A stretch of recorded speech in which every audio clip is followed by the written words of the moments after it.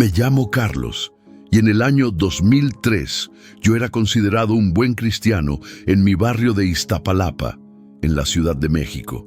Durante el día asistía a la iglesia evangélica de la colonia. Ayudaba en lo que podía, cantaba en los cultos y saludaba con una sonrisa a los hermanos. Pero lo que nadie imaginaba era que cuando caía la noche, me encerraba en mi cuarto y encendía velas frente a un medallón extraño que había conseguido en el centro, iniciando una vida secreta que nadie podía sospechar.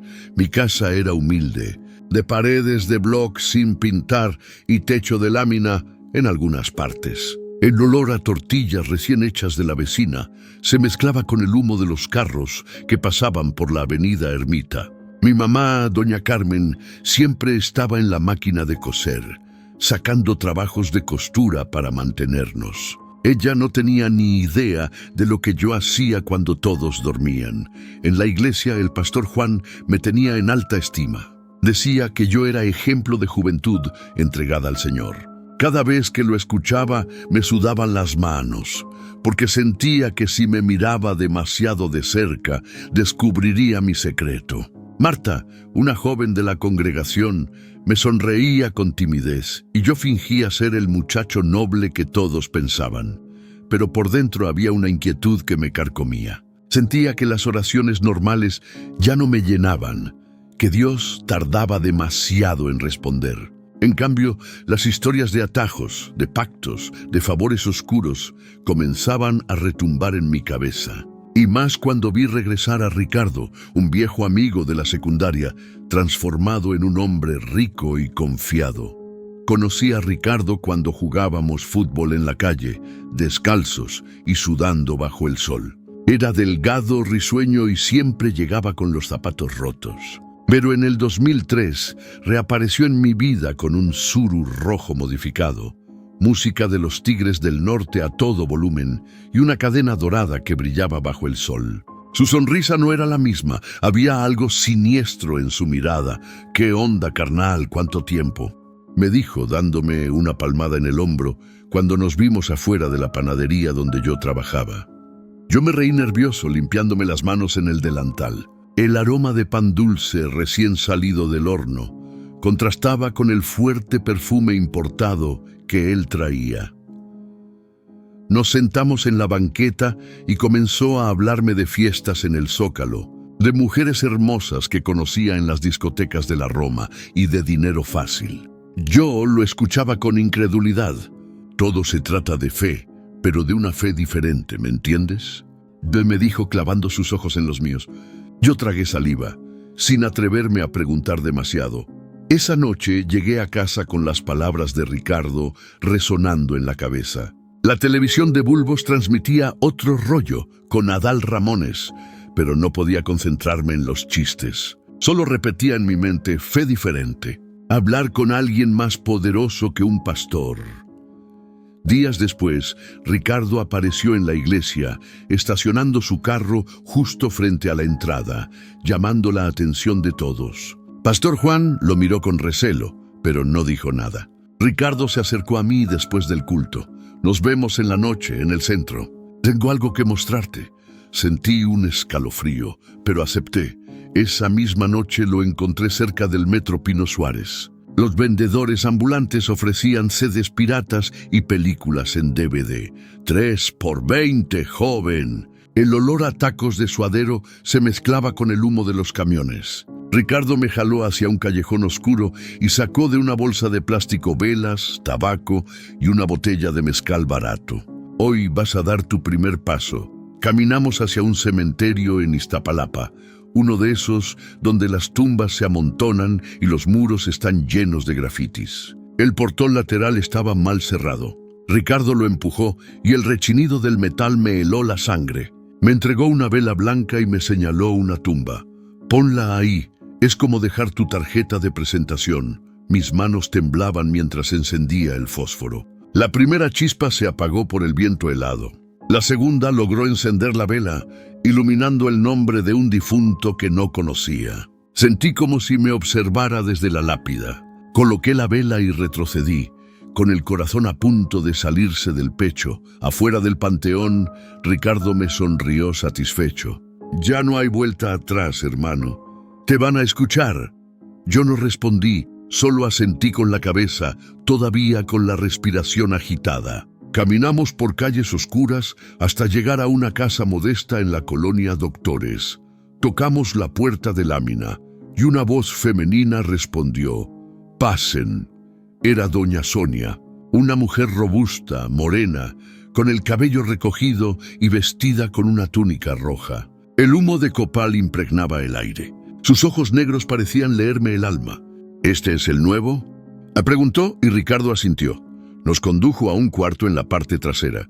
El suelo de cemento estaba frío y en las paredes había imágenes cubiertas con telas negras. Una vela ardía en la esquina y un tambor sonaba con un ritmo lento, tocado por alguien que no vi. El ambiente era pesado, casi imposible de respirar. Doña Sonia me pidió que me arrodillara en el centro sobre un tapete negro. «Cierra los ojos y piensa en lo que deseas», me ordenó con voz firme. Tragué saliva, respiré profundo y obedecí. Sentí el sudor correr por mi frente mientras murmuraba mis deseos en silencio. Entonces pasó algo extraño. El radio de pilas que estaba en la esquina cambió solo de estación, pasando de música ranchera a un ruido estático hasta que una voz profunda pronunció mi nombre: «Carlos». Mi piel se erizó completa y abrí los ojos sobresaltado. Las velas parecían crecer, sus llamas se estiraban hacia arriba, como si me quisieran alcanzar. Retrocedí, cayendo de espaldas al piso frío. Ricardo me levantó, riendo nervioso. «¿Lo sentiste? Te reconocieron, hermano». Yo apenas podía hablar.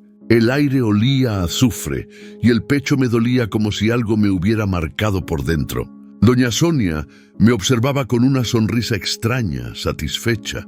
Tiene miedo, pero también tiene curiosidad. Eso basta para abrir la puerta. Esa noche regresé a casa caminando, con las piernas temblando. La ciudad seguía viva. Puestos de tacos aún abiertos, música de cumbia sonando desde un coche, risas lejanas de borrachos. Pero dentro de mí ya no había normalidad. Yo había encendido la primera vela, había pronunciado mi nombre en otro mundo, y algo en la oscuridad me había respondido. Después de aquella noche en el panteón, pasé los días en una especie de trance. En la padaria donde trabajaba de ayudante, la gente me veía distraído. El olor a pan recién horneado y a café con canela ya no me despertaba el mismo entusiasmo. Yo seguía sirviendo con una sonrisa, pero mi mente estaba atrapada en lo que había sentido cuando la vela se encendió en la tumba. Una tarde, mientras acomodaba bolillos en las charolas, sentí una mano pesada en mi hombro. Era Ricardo, con su eterna sonrisa ladeada y sus lentes oscuros, aunque ya estaba nublado. «Carnal, ya diste el primer paso. Ahora hay que seguir». Esta noche pasamos con doña Sonia de nuevo. Yo tragué saliva, miré de reojo al patrón de la panadería y asentí sin decir palabra. Esa noche el cielo estaba cargado. El aire olía a tierra mojada, aunque no había llovido. Nos encontramos en la estación del metro San Lázaro. El bullicio de los vendedores de discos piratas, la gente corriendo para alcanzar el último tren, todo me parecía distante. Ricardo caminaba seguro, mientras yo iba a su lado con el corazón retumbando. Llegamos a la colonia Doctores, donde doña Sonia nos esperaba con la puerta entreabierta. El olor a copal y tabaco se escapaba hacia la calle. «Entren, muchachos», dijo con esa voz ronca que se me quedaba grabada en la cabeza. Sentí un escalofrío recorrerme la espalda al pasar el umbral. El cuarto estaba más preparado que la primera vez. Había un círculo dibujado en el piso con sal y carbón. En las esquinas, 4 velas rojas ardían intensamente, aunque no había corriente de aire. El radio viejo, el mismo de la vez pasada, estaba encendido en una estación AM que transmitía canciones de Vicente Fernández. Pero de repente la señal se distorsionó en cuanto crucé el círculo. «Siéntate en medio», ordenó doña Sonia. Yo obedecí con torpeza, acomodándome sobre un petate. Ricardo permanecía de pie, apoyado en la pared, con los brazos cruzados, observándome con atención. Me sentía como un niño en examen frente a un maestro que todo lo sabía.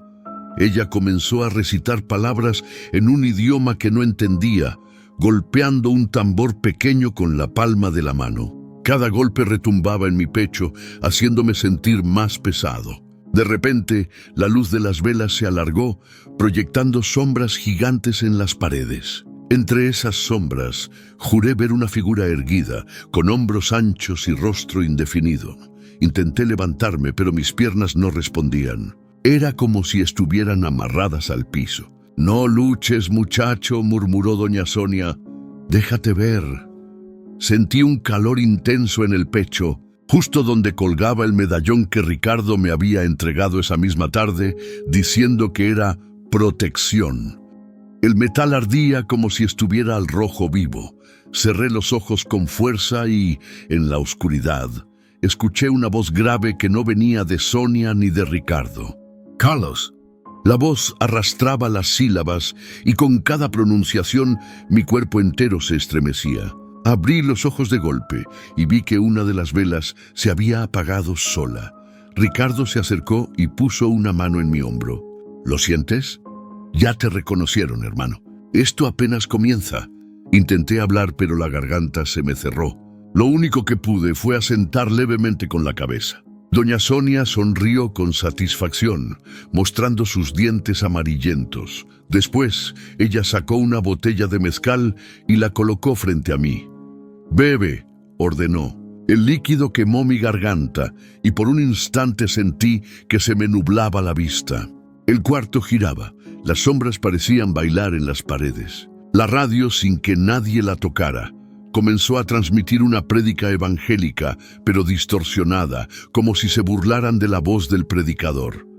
De pronto, el aire del cuarto se volvió helado. Mi aliento salía en pequeñas nubes blancas. «Él está aquí», murmuró Sonia con un tono reverente, casi servil. Yo temblaba, el corazón latiendo a 1000 por hora, mientras el medallón vibraba contra mi pecho como si fuera otro corazón. Ricardo se inclinó hacia mí y susurró al oído. «A partir de hoy ya no eres cualquiera. Tienes un patrón, y si le cumples, nunca te va a faltar nada». Sus palabras me calaron hasta los huesos. Sentí miedo, pero al mismo tiempo una curiosidad morbosa, un deseo de creer que de verdad podía cambiar mi destino. La figura en las sombras se movió. No caminaba, deslizaba sus contornos oscuros alrededor del cuarto. Yo trataba de no mirar, pero mis ojos eran atraídos. En un parpadeo, la sombra se detuvo justo detrás de mí. Pude sentir un aliento caliente en mi nuca y un susurro que no entendí, pero que me estremeció como si fuera un idioma prohibido. Sonia golpeó el tambor con más fuerza y gritó: «¡Ya basta por hoy!». En ese instante, la vela apagada volvió a encenderse sola. El aire helado desapareció como si alguien hubiera cerrado una puerta invisible. Yo respiraba con dificultad, sudando frío, mientras Ricardo me ayudaba a ponerme de pie. «Hoy fue la presentación», explicó Sonia, dándome una palmada en el pecho. «Lo que viene dependerá de ti. Si sigues, tendrás poder y abundancia. Si retrocedes, pagarás caro». Yo asentí sin hablar, incapaz de articular una sola palabra. Sabía que acababa de cruzar una línea invisible. Salimos de la casa pasada la medianoche. Las calles de la Doctores estaban casi desiertas, salvo por un par de perros husmeando bolsas de basura.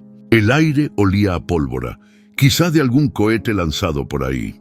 Ricardo caminaba con calma, mientras yo apenas podía coordinar mis pasos. Sentía las piernas de gelatina. En el trayecto hacia el metro, Ricardo me dio un cigarro y lo encendió para mí. «Relájate, carnal. Todo esto es para que dejes de ser uno más. ¿Quieres seguir siendo el muchacho pobre de Iztapalapa o quieres que la gente te respete?». Le di una calada, tosiendo como un novato, y no respondí. Pero en mi interior, la respuesta ya estaba escrita. Al llegar a casa me encerré en mi cuarto y me quité la camisa. En el pecho, la piel estaba marcada con un símbolo rojo, como si alguien lo hubiera dibujado con fuego. Pasé los dedos sobre él y sentí dolor, pero también un extraño orgullo. Me tumbé en la cama, con la televisión de bulbos todavía encendida en un canal local que pasaba comerciales de madrugada. Antes de quedarme dormido, miré el medallón sobre la mesita y juré verlo brillar en la oscuridad, como si respirara. Cerré los ojos con miedo, pero al mismo tiempo con una certeza excitante. Ya no había regreso. Yo había sido presentado y la puerta estaba abierta. Esa madrugada me costó cerrar los ojos. El colchón duro parecía hundirse bajo mi espalda y cada vez que apagaba la luz sentía como si hubiera alguien sentado a los pies de mi cama. El foco del pasillo parpadeaba y el murmullo de un televisor encendido en la casa vecina se colaba por la ventana. Cerré fuerte los párpados, pero el sueño no llegaba. De pronto, el colchón se hundió de verdad, como si alguien invisible se hubiera sentado junto a mí. Abrí los ojos de golpe y ahí estaba, un hombre con traje negro bien planchado, los hombros anchos y un brillo extraño en los ojos. No lo escuchaba respirar, solo lo veía mover la pierna como quien espera con calma infinita. Intenté gritar, pero mi voz se atoró en la garganta. El aire del cuarto se llenó de un olor fuerte a puro barato, mezclado con azufre. El hombre sonrió con los labios apenas curvados, un gesto que me heló la sangre. Parpadeé y desapareció, pero la marca de su peso quedó en el colchón. Me incorporé sudando, con el corazón a 1000. Encendí el televisor para sentir compañía. El aparato, un Daewoo viejo que siempre tardaba en prender, mostró pura estática. Entre los ruidos blancos escuché un susurro. Carlos. Mi piel se erizó completa y apagué el aparato de un manotazo. Al amanecer me miré al espejo del baño. Tenía líneas rojas cruzando el pecho, formando el mismo símbolo del medallón. Pasé la mano con cuidado y ardía como si me hubieran raspado con una navaja. Seguro me rasqué dormido, murmuré para tranquilizarme, pero en el fondo sabía que era mentira. En la panadería todo parecía normal. La gente pedía conchas, bolillos, panqués. El olor a manteca y café llenaba el ambiente. Pero yo estaba nervioso. Una señora me dio una propina exagerada y dijo: «Dios lo bendiga, joven». Sonreí mecánicamente, aunque en mi cabeza resonaba la voz grave de la noche. Ese mismo día me pasó otra cosa rara. Encontré un billete doblado en el suelo justo frente al mostrador. Nadie lo reclamó. Lo tomé y sentí un calor recorrerme el brazo hasta el pecho. Miré el medallón debajo de la camisa y juraría que vibraba. En la iglesia traté de fingir normalidad. Levanté las manos durante la alabanza, canté los coros, pero cuando cerré los ojos y empecé a orar en lenguas, mi voz cambió. Sonaba más grave, metálica, como si alguien hablara a través de mí. Marta, que estaba cerca, abrió los ojos y me miró confundida. Me detuve de golpe, fingiendo que tosía. El sudor corría por mi frente y todos siguieron cantando, pero yo sabía que Marta había notado algo extraño. Más atrás, Samuel, siempre callado y observador, me miraba fijo como si pudiera ver más allá de mi piel. Esa noche, al volver a casa, caminé por calles silenciosas. Escuchaba pasos detrás de mí, aunque cada vez que volteaba no había nadie. El medallón golpeaba contra mi pecho con un ritmo distinto al de mi corazón, como si latiera solo. A las 3 de la mañana me despertó el televisor encendido otra vez. Pantalla llena de estática, pero la voz salió clara. «Carlos». Esta vez más fuerte, casi como un llamado. Desconecté el aparato de la pared, pero la pantalla siguió encendida unos segundos más, como si se burlara de mí. Al día siguiente, mientras cortaba pan dulce en la panadería, juré ver una sombra pasar entre los estantes. Miré rápido, pero no había nadie. El olor a azufre me golpeó de repente, aunque afuera todo olía a pan recién salido del horno. Me temblaban las manos y tuve que apoyarme en la mesa. Esa misma semana, cada mañana aparecían nuevos rasguños en mi pecho. Eran marcas del mismo símbolo. Dormía con camiseta para que mi mamá no lo notara. El ardor era insoportable, como si me hubieran marcado con hierro caliente. Marta me abordó al final de un culto. «Carlos, tu voz sonó rara el domingo». «¿Seguro que estás bien?». Le respondí sonriendo. Sí, es el cansancio del trabajo. Ella no pareció convencida. Bajó la mirada y se fue, pero me dejó intranquilo. Samuel, en cambio, fue directo. Una noche, mientras guardábamos las sillas de la iglesia, se acercó y dijo: «He soñado contigo. Veo manos negras jalándote hacia un pozo». Sentí que el aire me faltaba. Me acomodé la camisa para ocultar el medallón y fingí calma. «Esos son cosas de tu mente, hermano». En mi cuarto, abrí la caja donde guardaba el medallón y lo encontré brillando débilmente en la oscuridad. Lo toqué y me dio un choque eléctrico. Retiré la mano de inmediato. Tenía miedo, pero también una extraña sensación de poder. Ya no necesitaba hacer rituales todas las noches. Las cosas pasaban solas, recibía más dinero, la gente me trataba con más respeto y los problemas se apartaban de mi camino. Pero cada regalo venía acompañado de un escalofrío, de un susurro, de un recordatorio invisible de quién me lo estaba dando. Una madrugada, sentado en la cama, sentí que no estaba solo. El colchón se hundió otra vez y esta vez no abrí los ojos. Me quedé quieto, temblando, hasta que escuché esa risa seca, bajita, junto a mi oído. Al amanecer, me vi al espejo y noté algo distinto. Mi rostro parecía más serio, mis ojos más hundidos. Era como si hubiera envejecido en cuestión de días. Me pasé la mano por la cara y me estremecí. No era el mismo Carlos que había entrado al panteón días atrás. Comprendí que lo que empezó como un simple experimento ya se había vuelto una convivencia diaria. La puerta que Ricardo me abrió ya no se podía cerrar. El otro lado había respondido y ahora estaba conmigo. En cada sombra, en cada susurro, en cada latido del medallón. Poco a poco mi rutina comenzó a partirse en dos. Durante el día seguía siendo el hermano Carlos, el muchacho de la panadería y el joven ejemplar de la iglesia en Iztapalapa. Pero en las madrugadas, exactamente a las 3, me transformaba en otra cosa. El celular Nokia sonaba con su tono metálico y yo me levantaba en silencio, cuidando de no despertar a mi mamá ni a mi hermana. Encendía una vela negra en el rincón del cuarto. El fósforo chisporroteaba y apenas se apagaba la llama de madera, la vela prendía sola, como si alguien soplara vida en ella. El aire se volvía más denso, con olor a copal y azufre, aunque las ventanas estaban cerradas. Sentía el corazón retumbar, como si ya supiera lo que iba a ocurrir. El piso de cemento helado me hacía estremecer. Me sentaba en el suelo frente al medallón que brillaba débil en la penumbra. A veces lo colocaba sobre una hoja en blanco y dejaba que mi mano escribiera sola. Los garabatos que aparecían eran símbolos que yo no entendía, pero al leerlos en voz baja sentía un escalofrío delicioso, como si alguien me respondiera desde el otro lado. Una madrugada, mientras copiaba esas palabras extrañas, escuché 3 golpes secos en la ventana. Me quedé helado.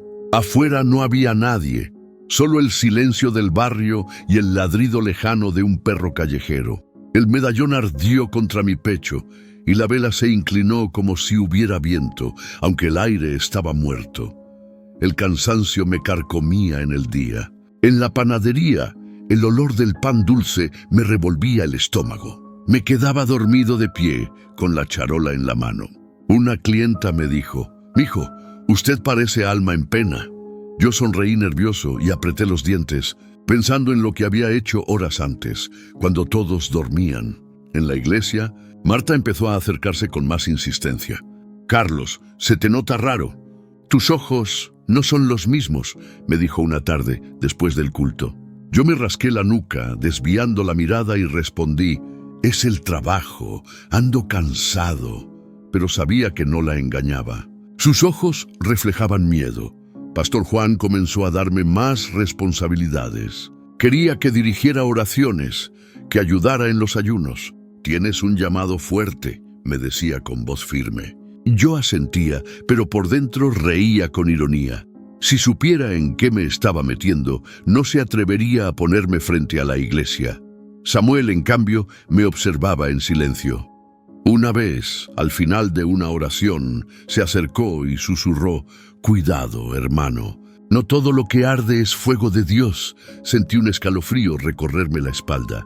Me limité a sonreír y a palmearle el hombro, pero dentro de mí hervía el odio. La gente en el barrio comenzó a comentar. Una vecina chismosa le dijo a mi mamá: «Oiga, doña Carmen, su hijo prende velas de madrugada. Se escuchan cantos raros desde su cuarto». Mi madre me enfrentó al día siguiente, pero yo lo negué todo. «Esas señoras inventan, jefa, yo solo leo la Biblia». Ella suspiró, pero vi en sus ojos la duda. Cada madrugada el ritual se volvía más intenso. El radio viejo que tenía en mi cuarto se encendía solo, cambiando de estación, de cumbias en la Z a voces distorsionadas que decían frases en un idioma incomprensible. Yo anotaba todo en un cuaderno, con la mano temblando, y después lo escondía bajo el colchón.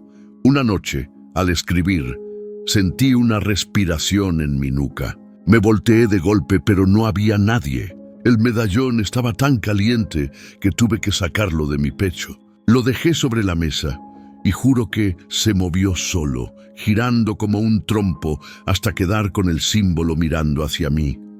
El cansancio era insoportable, pero la emoción me mantenía despierto. Me gustaba sentir que estaba tocando puertas prohibidas. Me levantaba con ojeras, pero con dinero extra que aparecía de formas misteriosas, un billete en el bolsillo, una venta inesperada en la panadería, alguien que me pagaba de más. Una vez, en pleno ritual, las velas se apagaron al mismo tiempo. El cuarto quedó a oscuras y en el silencio escuché una risa baja, seca, justo detrás de mí. Quise correr, pero mis piernas no respondieron. Cerré los ojos y murmuré: «Estoy aquí». La vela se encendió sola de nuevo y la risa se esfumó. Las marcas en mi pecho se multiplicaban. Eran como arañazos rojos que aparecían al despertar. Yo las miraba en el espejo con miedo, pero también con una satisfacción enfermiza. Era como llevar un uniforme invisible, la prueba de que estaba siendo elegido. Marta volvió a hablarme. «No eres el mismo, Carlos. Me asustas». Me limité a tomarle la mano y a decirle: «No entiendes lo que pasa». Ella retiró su mano de inmediato, con lágrimas en los ojos. Sentí rabia y ternura al mismo tiempo, como si dos personas habitaran dentro de mí. Pastor Juan anunció un ayuno de 3 días para la juventud. Yo fingí entusiasmo, pero esa misma madrugada, a las 3 en punto, estaba arrodillado frente al medallón, recibiendo susurros en lugar de oraciones. El contraste me arrancó una carcajada amarga. Una madrugada me desperté antes de la alarma. Eran las 2:58 y ya estaba sentado, esperando. El cuerpo se había acostumbrado. Cuando el reloj marcó las 3 exactas, la vela se encendió sola y sentí que alguien se sentaba frente a mí. No lo vi, pero lo supe. Mi vida era ahora una mentira calculada. De día, Biblia en mano. De noche, símbolos y velas. De día, el hermano ejemplar. De noche, el aprendiz de algo oscuro. El contraste era tan brutal que a veces me preguntaba quién era el verdadero Carlos. En el barrio me trataban diferente. Los hombres me saludaban con respeto. Las mujeres me miraban con interés. No era por mí, lo sabía. Era el aura que me rodeaba. Esa sombra invisible que parecía abrir puertas y doblar voluntades. Esa rutina de las 3 de la mañana se volvió mi nueva normalidad. Y aunque el miedo seguía presente, también lo estaba una sensación peligrosa, la de disfrutarlo. Yo ya no estaba solo en mi cuarto. Sentía compañía cada madrugada. Una compañía que nunca pedí, pero que ya no podía rechazar. Aquella noche no fue como las demás. El celular vibró a medianoche con un mensaje sin remitente. «Hoy, doctores». Supe de inmediato que se trataba de Ricardo y de doña Sonia. El estómago me dio un vuelco, pero me puse una camisa limpia, guardé el medallón bajo la ropa y salí en silencio. Mientras mi mamá dormía con la radio encendida en la Z, tomé un microbús rumbo al centro. Iba casi vacío, con olor a diésel y asientos desgastados. Afuera, La ciudad parecía más oscura que de costumbre. Apenas algunos puestos de tacos de tripa seguían abiertos. Miraba por la ventana y sentía que cada sombra me observaba. Cuando llegué a la colonia Doctores, la puerta de la casa de doña Sonia ya estaba abierta. Un humo espeso y dulzón salía al exterior, mezclado con el olor a tabaco. Ricardo me esperaba recargado en un carro estacionado, con su eterna sonrisa de superioridad. «Ya es hora, carnal». El cuarto estaba preparado como nunca antes. El piso de cemento tenía dibujado un círculo con sal y carbón, y en las esquinas ardían velas negras. El radio de pilas emitía voces distorsionadas, como si varias personas hablaran al mismo tiempo en distintos idiomas. El aire estaba helado, aunque afuera hacía calor. Doña Sonia me señaló el centro del círculo. «Arrodíllate», ordenó con voz solemne. Lo hice con torpeza, las piernas temblando. El medallón empezó a calentarse contra mi pecho, como si me quemara por dentro. Cerré los ojos y sentí que algo se acercaba. La temperatura descendió de golpe. Mi aliento se convirtió en vapor blanco. El silencio fue absoluto, hasta que una voz profunda y clara retumbó en el cuarto. «Carlos». Abrí los ojos y lo vi. Era el mismo hombre de traje negro que había aparecido en mi cuarto días atrás. Esta vez no era una sombra. Estaba sentado frente a mí, con las piernas cruzadas, un gesto relajado y una sonrisa fina. Su piel era demasiado pálida y sus ojos no tenían brillo, solo un vacío insondable. «Tú me llamaste». «Yo vine», dijo con calma, como un empresario en una reunión de negocios. Cada palabra parecía clavarse en mi cuerpo, pesada y definitiva. No pude responder. La garganta me ardía como si tuviera fuego dentro. «Lo que deseas es simple: dinero, respeto, puertas abiertas», continuó. «Yo te lo daré, pero a cambio harás servicios para mí. No preguntes, no cuestiones, cumple». Su tono era burocrático, frío, como leer un contrato que ya estaba firmado.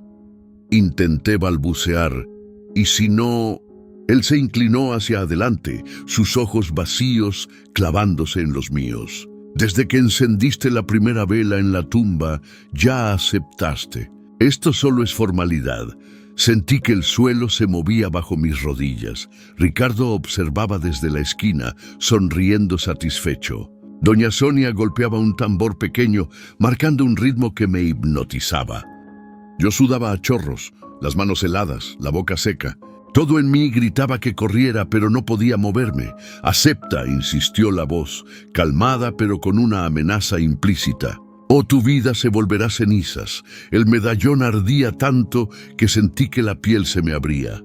Cerré los ojos, respiré hondo y susurré: «Acepto». El cuarto entero vibró. Las velas se estiraron hacia arriba casi hasta tocar el techo. El radio soltó un chillido insoportable y luego silencio absoluto. Abrí los ojos y lo vi sonriendo, como un patrón satisfecho con la firma de su nuevo empleado. El hombre de traje se levantó, acomodó su saco con un gesto elegante y dijo: «Eres mío, no temas mientras cumplas». Luego caminó hacia una esquina oscura del cuarto y se desvaneció como humo. Caí de bruces al suelo, jadeando. Me abrí la camisa y vi el símbolo marcado en el pecho, rojo brillante como si acabara de ser quemado. Toqué la piel y sentí dolor, pero también una energía extraña, un poder que me recorría las venas. Doña Sonia se inclinó sobre mí. «Ya está hecho. Desde hoy nada volverá a ser igual». Su sonrisa era más de orgullo que de compasión. Ricardo me ayudó a levantarme, dándome una palmada en la espalda. «Bienvenido al club, carnal». Afuera, la ciudad seguía latiendo con normalidad. Un vendedor gritaba: «Tamales oaxaqueños», mientras el vapor se elevaba de la olla. El contraste me golpeó. El mundo continuaba como siempre, mientras yo acababa de atar mi vida a algo invisible y oscuro. Caminé hasta el metro con las piernas temblorosas. La gente pasaba a mi lado, sin imaginar que yo llevaba una marca ardiente en el pecho y una deuda imposible de pagar. Cada paso era más pesado que el anterior, pero también me sentía extraño. como si realmente hubiera ganado algo. Subí al tren y me miré en el reflejo de la ventana. Por un segundo vi mi rostro mezclado con el suyo, mi piel morena, sus ojos vacíos, mi sonrisa temblorosa, su gesto seguro. Parpadeé y la imagen se desvaneció. Esa noche, al acostarme, el medallón brillaba en la oscuridad como un ojo abierto. Cerré los míos, pero no pude dormir. Lo único que escuchaba era esa voz en mi mente repitiendo: «Ahora trabajas para mí». A la mañana siguiente desperté distinto. El ardor en el pecho seguía ahí, con la marca roja en forma de símbolo todavía fresca. Me miré en el espejo del baño, con la luz amarillenta parpadeando, y me di cuenta de que mis ojos brillaban de otra forma. Me asusté, pero al mismo tiempo sentí orgullo. Llegué a la panadería esperando un regaño por mis constantes retrasos. En lugar de eso, el patrón me llamó a la oficina. «Carlos, eres responsable. Quiero darte el puesto de encargado del dinero». Me quedé sin palabras. Apenas pude asentir. El medallón bajo mi camisa vibró como si me felicitara. Esa misma tarde, un proveedor me ofreció trabajo extra descargando mercancía. La paga era casi el doble de lo que ganaba en una semana. Acepté de inmediato. Y mientras caminaba a casa con el dinero en el bolsillo, sentía que el aire olía distinto, como si la ciudad entera se inclinara a mi favor. En casa, mi mamá me miró extrañada. «Hijo, ¿de dónde tanto dinero? ¿No será que andas en malos pasos?». Respondí rápido: «Son chambitas, jefa. Dios aprieta pero no ahorca». Ella me observó en silencio, sin creer del todo, pero decidió no insistir.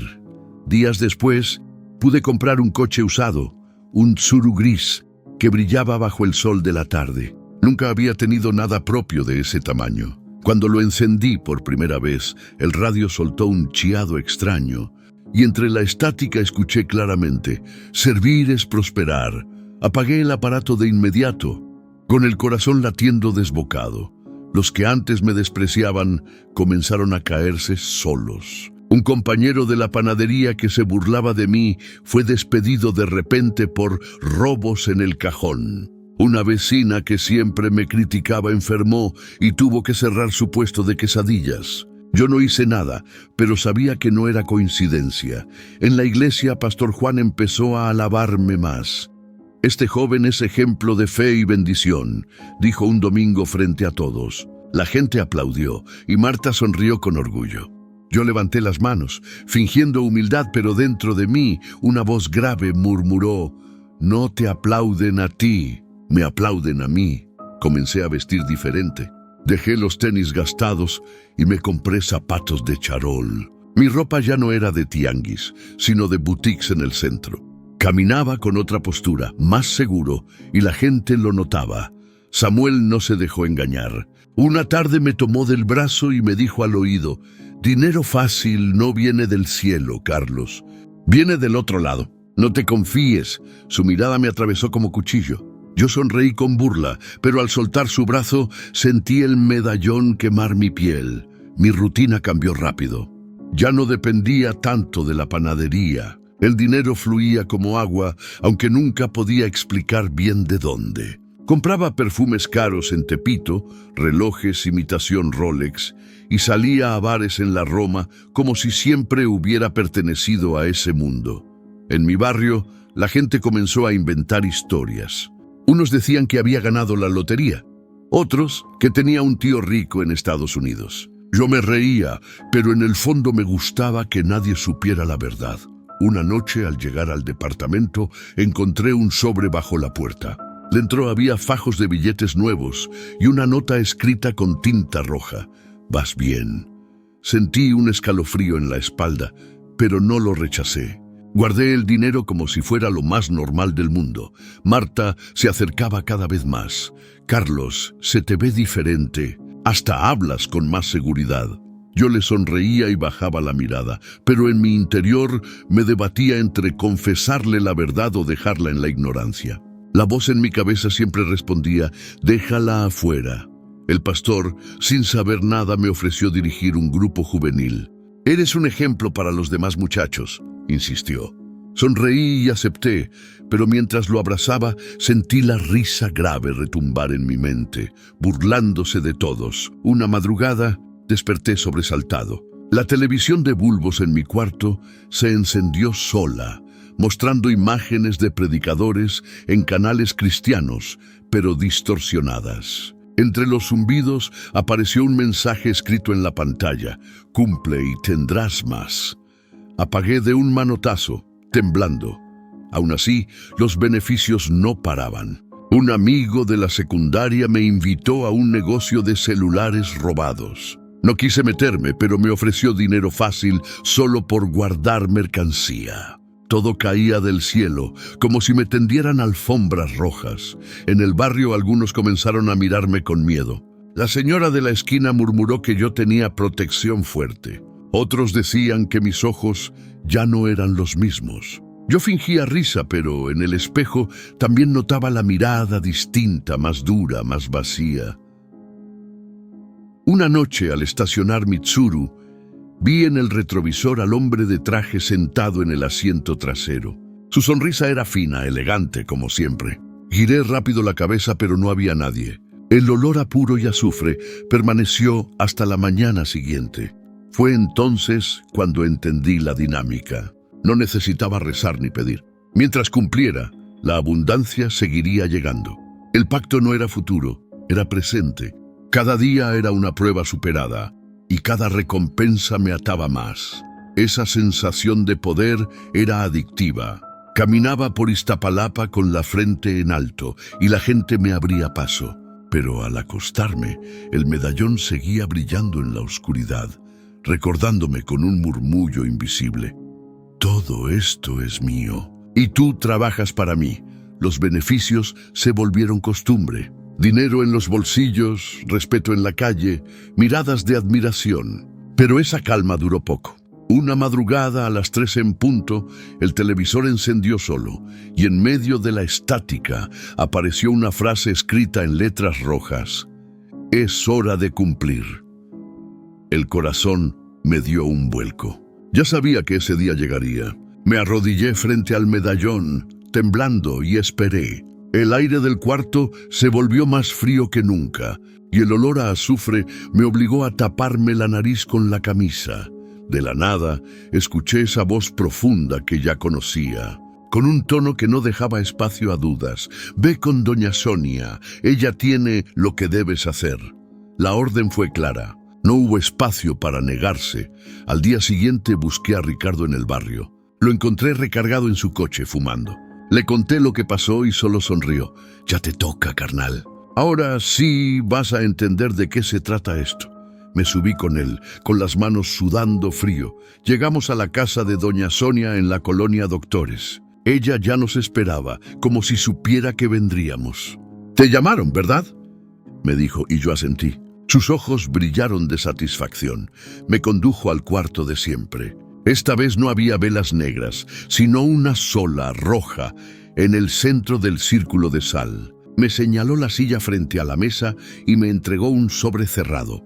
«Aquí está tu primera tarea. Hazla y verás que el camino se abre más». Abrí el sobre con manos temblorosas. Dentro había una foto borrosa de un hombre mayor, con bigote grueso, y una dirección escrita a mano en un papel arrugado. Abajo, una instrucción simple: «Hazlo sufrir». El estómago se me revolvió. Miré a Sonia con incredulidad. «¿Qué quieren que haga? ¿Que lo mate?». Ella rió con ironía. «Nadie dijo matar, solo cumple. La forma la sabrás en el momento». Ricardo puso una mano en mi hombro. «Tranquilo, hermano. Todos empezamos así. No es tan grave como piensas».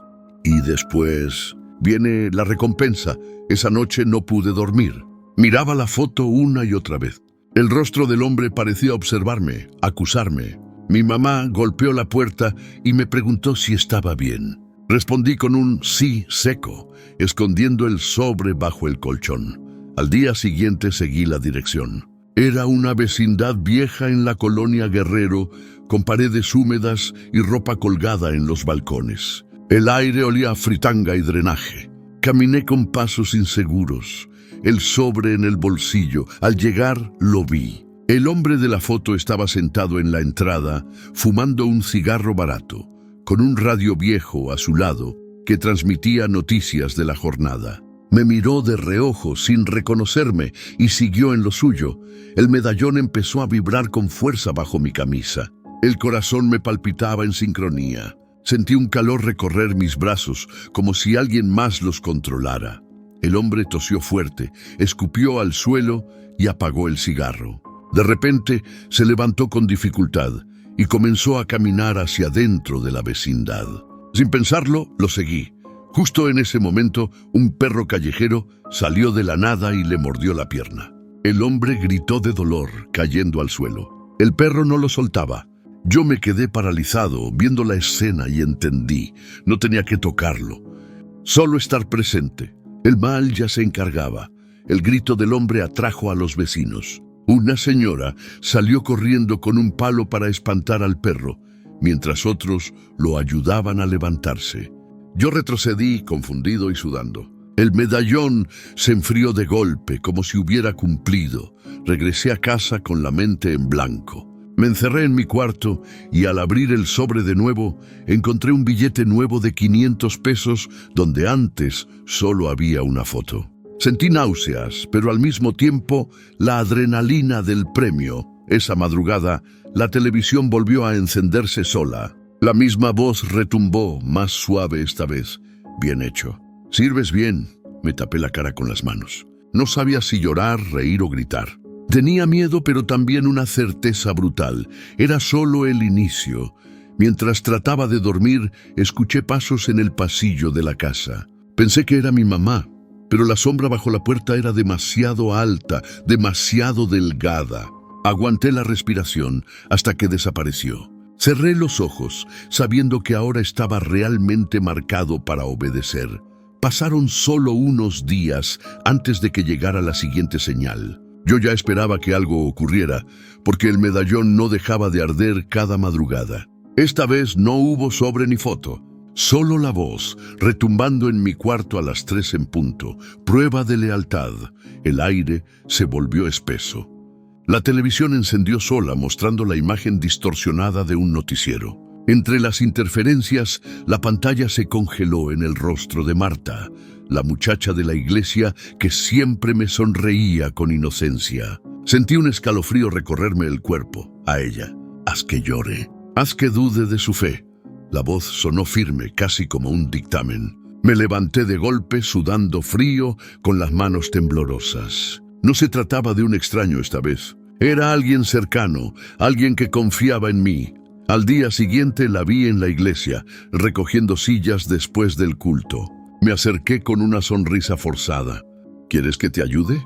Ella me devolvió la sonrisa, esa misma que me había hecho sentir paz tantas veces. Y de pronto, esa paz me resultó insoportable. Caminamos juntos hasta la salida. El aire de la noche estaba fresco. Olía a tierra húmeda porque había llovido poco antes. Marta hablaba de su sueño de cantar en el coro, de llevar un mensaje de esperanza. Yo apenas la escuchaba. El murmullo en mi cabeza repetía, hazla sufrir. La invité a caminar por la colonia. Pasamos frente a un puesto de elotes, donde el vapor se mezclaba con el olor a mantequilla y chile en polvo. Ella reía y yo fingía hacerlo también, pero por dentro estaba dividido. La mitad de mí quería abrazarla y la otra mitad quería obedecer la voz. Al llegar a una calle más oscura, la detuve. Marta, ¿puedo confesarte algo? Ella se sonrojó, bajó la mirada y asintió. He estado recibiendo cosas, no de Dios, de alguien más. Sus ojos se abrieron como platos. Ella retrocedió un paso. ¿De qué hablas, Carlos? ¿Estás bromeando? Negué con la cabeza. No, cada noche, velas, sombras, una voz que me guía. Y lo mejor, me funciona. Mi risa nerviosa salió sola y vi cómo el miedo invadía su rostro. Marta llevó las manos a la boca. Eso es del diablo. Tienes que arrepentirte. Sus palabras fueron un cuchillo en mi oído. Sentí el medallón vibrar con furia, como si exigiera una reacción inmediata. Me acerqué demasiado, bajando la voz. ¿Y si no quiero arrepentirme? ¿Y si me gusta? Ella gritó, ¡aléjate! Y comenzó a correr. Yo no la seguí. Me quedé quieto, respirando con dificultad, sintiendo el sabor metálico en la boca como si hubiera mordido sangre. Esa misma noche, mientras me recostaba, el televisor volvió a encenderse. Entre la estática apareció la imagen de Marta llorando, encerrada en su cuarto. La voz retumbó otra vez, cumplido, y después carcajadas que parecían llenar toda la habitación. Cerré los ojos, con un nudo en el estómago. No la había tocado, no la había dañado físicamente, solo la había dejado destrozada con mis palabras. Pero el efecto había sido el mismo. El demonio estaba satisfecho. Al día siguiente, Marta evitaba mi mirada en la iglesia. Sus ojos hinchados y la voz entrecortada eran evidencia de que había llorado toda la noche. Pastor Juan la abrazó y oró por ella. Yo observaba desde atrás, sintiendo una mezcla de triunfo y vergüenza. Ricardo apareció poco después. Me llevó aparte y dijo en voz baja: «Bien hecho. La primera vez siempre duele, pero después te acostumbras. Es así como funciona». Quise golpearlo, pero el medallón ardió en mi pecho, recordándome quién mandaba. Esa semana, el dinero llegó con más fuerza. Me ofrecieron un puesto mejor pagado en la panadería y un conocido me invitó a un negocio de ropa de contrabando. Todo parecía fluir sin esfuerzo, como si la obediencia hubiera abierto un manantial. En mi barrio, la gente comenzó a mostrarme un respeto extraño. Incluso los cholos, que solían intimidar a cualquiera, me saludaban con un «¿Qué onda, carnal?», y apartaban el camino. La sensación de poder era tan fuerte que me mareaba, pero la culpa no me soltaba. En las noches soñaba con Marta, con sus ojos llenos de lágrimas. Despertaba bañado en sudor, escuchando pasos en el pasillo.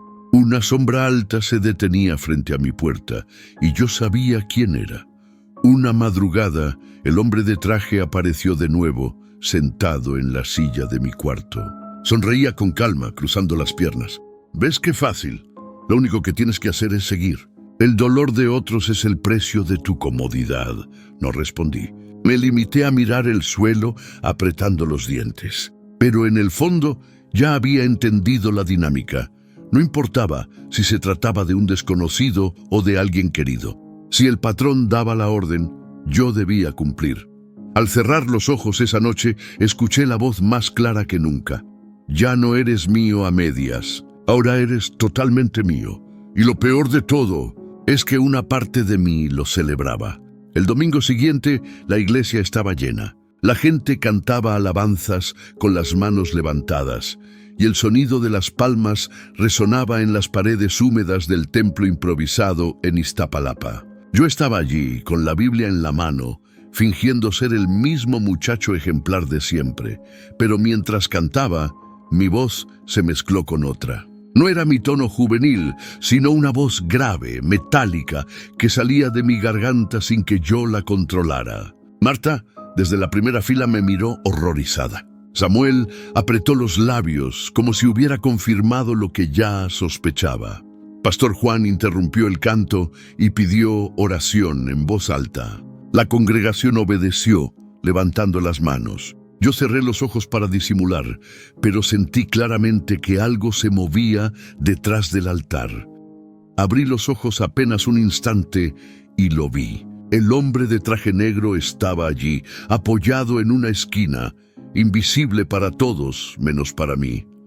Su sonrisa fina me atravesó el alma. Hice un esfuerzo por mantener la calma, pero las piernas me temblaban. Durante la predicación, la voz volvió a sonar en mi mente. «Sirve aquí también. Siembro duda donde todos ven fe». El corazón me golpeaba el pecho con violencia. No podía concentrarme en las palabras del pastor. De repente, una lámpara del techo parpadeó y explotó, dejando caer chispas sobre algunos hermanos. La gente gritó y Pastor Juan trató de calmar a todos.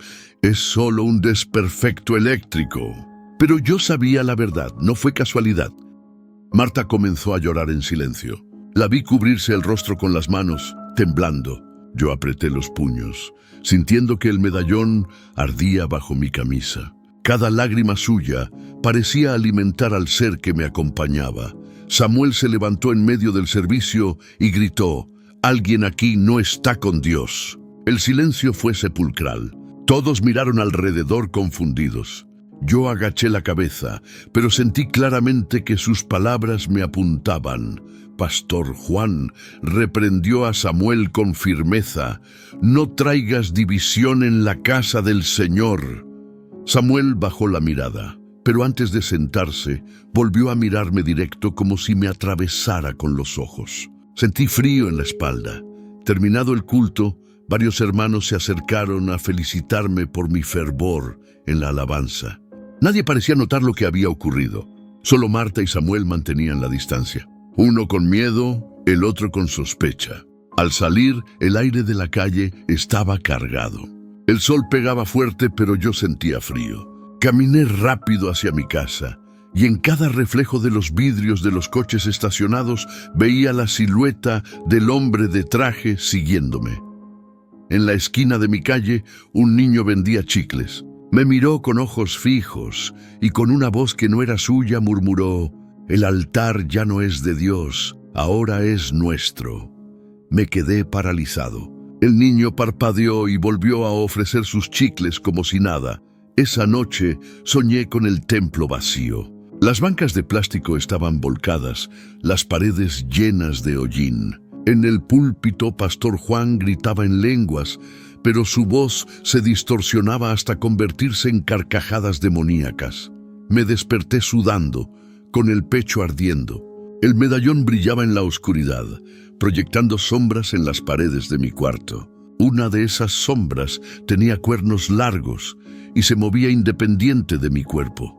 En la siguiente reunión, Pastor Juan me pidió dirigir una oración. Me levanté al frente, pero las palabras que salieron de mi boca no eran bendiciones, sino frases extrañas en un idioma desconocido. La gente levantó las manos creyendo que era lenguas angelicales. Yo sabía que no lo era.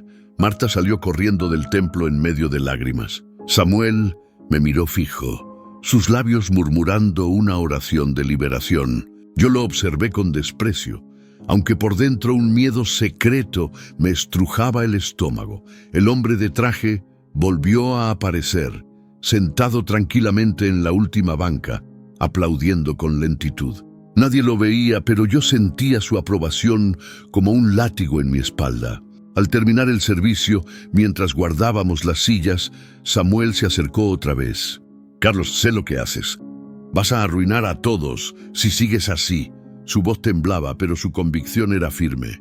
Yo lo ignoré, pero el medallón latía como un corazón propio, confirmando que él tenía razón. Esa misma noche, la voz en mi cuarto fue clara. «El altar es nuestro escenario. Usa tu posición. Haz que crean en ti, no en él». Me llevé las manos a la cabeza desesperado, pero también excitado por el poder que eso significaba. Miré por la ventana y vi la silueta del hombre de traje parado en la esquina, fumando, con la brasa del cigarro iluminando sus labios. No dijo nada. No necesitaba hacerlo. Su sola presencia era una orden silenciosa. Ya estaba convertido en un instrumento dentro de la misma iglesia. Los meses siguientes se volvieron una mezcla extraña de lujo y pesadilla. El dinero ya no era un problema. Tenía ropa nueva, cadenas de oro, un carro mejor que el viejo Tsuru y hasta invitaciones a fiestas en Polanco. La gente me trataba con respeto, casi con miedo, pero cada sonrisa escondía un precio que yo debía pagar. En mi barrio, los vecinos decían que era un milagro. Nadie entendía cómo había pasado de ser un muchacho humilde de la panadería a un joven con apariencia de empresario. Pero en el fondo yo sabía que no era milagro, era deuda. El medallón nunca dejaba de vibrar. A veces, mientras contaba dinero en mi cuarto, se calentaba hasta arder. En esos momentos, la televisión se encendía sola, mostrando frases como «Cumple. No olvides quién manda». Era imposible escapar. Las órdenes se volvieron más oscuras. No siempre eran explícitas. Bastaba estar presente para que ocurriera algo. Una vez me hicieron acompañar a un desconocido en el metro. Minutos después, ese hombre cayó de espaldas en las vías, electrocutado. Yo no lo empujé, pero sentí cómo el medallón latía satisfecho. Cada servicio era seguido de un premio, más dinero, más oportunidades, más respeto. Empecé a creer que no había límites, que todo el mundo podía ser mío si obedecía. En la iglesia mi posición creció. Pastor Juan me dejaba dirigir oraciones y la gente me miraba con admiración. Algunos decían que cuando yo oraba sentían un poder distinto. Yo sonreía, sabiendo que no era poder de Dios. Marta, en cambio, se alejaba cada vez más. Apenas me miraba, y cuando lo hacía, era con ojos de miedo. Yo intentaba acercarme, pero la voz en mi cabeza siempre me frenaba. Ella no es para ti, es para llorar, no para amar. Samuel nunca me quitó la vista de encima. En más de una ocasión intentó confrontarme, pero cada vez que abría la boca algo pasaba. Un foco explotaba, un perro ladraba con furia o alguien lo interrumpía. Era como si fuerzas invisibles lo silenciaran. Una madrugada el hombre de traje apareció otra vez en mi cuarto. Estaba sentado en la misma silla de siempre, fumando. «Lo estás haciendo bien, Carlos», dijo con su voz grave. «Ahora verás recompensas mayores. Pero recuerda, el precio siempre sube». Me atreví a preguntar, ¿y si un día no quiero seguir? Él soltó una carcajada seca, inclinándose hacia adelante. «Ya no tienes elección. No fuiste reclutado, te ofreciste. Y los que se ofrecen no se retiran». Esa misma semana un hombre me ofreció trabajo en un negocio turbio de importaciones. Las ganancias eran enormes. Firmé sin pensar y de pronto ya estaba metido en un mundo de dinero sucio que parecía infinito. Comencé a mudarme. Dejé la casa humilde de mi madre y me fui a un departamento en la colonia Roma. Pisos de madera, ventanas amplias, vista a la ciudad iluminada. Todo era lujo. Pero cada noche, a las 3, el ambiente se llenaba de humo y sombras. Una vez, mientras contaba fajos de billetes sobre la mesa, el humo formó la silueta del hombre de traje. «Esto es tuyo mientras cumplas, pero nunca olvides que me pertenece». Los billetes comenzaron a arder por las orillas y tuve que tirarlos al piso para que no se consumieran.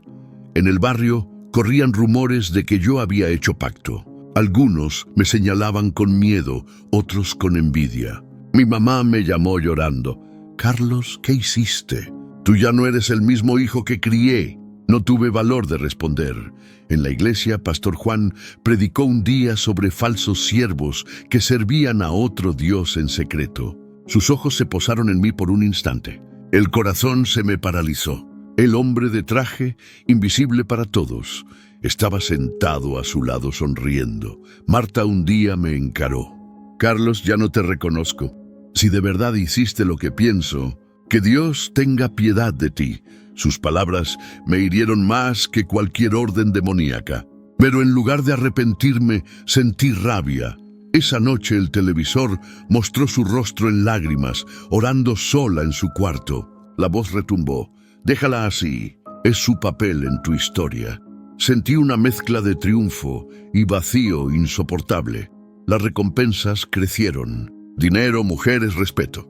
Pero con cada premio venía una nueva cicatriz en mi cuerpo, marcas rojas que se multiplicaban como recordatorios. No había victoria sin dolor. Al final entendí lo inevitable. Yo ya no era un muchacho que buscaba un milagro. Era un servidor, un empleado del infierno, con un contrato invisible marcado en mi piel y en mi alma. Y aunque me daba miedo admitirlo, había noches en que sonreía satisfecho frente al espejo, aceptando mi papel. Porque la verdad es esta: sí, me hice rico, respetado y poderoso. Pero todo eso vino con la condición de servir al patrón de traje negro. Y mientras escribo esto, con el medallón brillando sobre mi pecho, sé que la historia apenas comienza, porque las órdenes nunca terminan.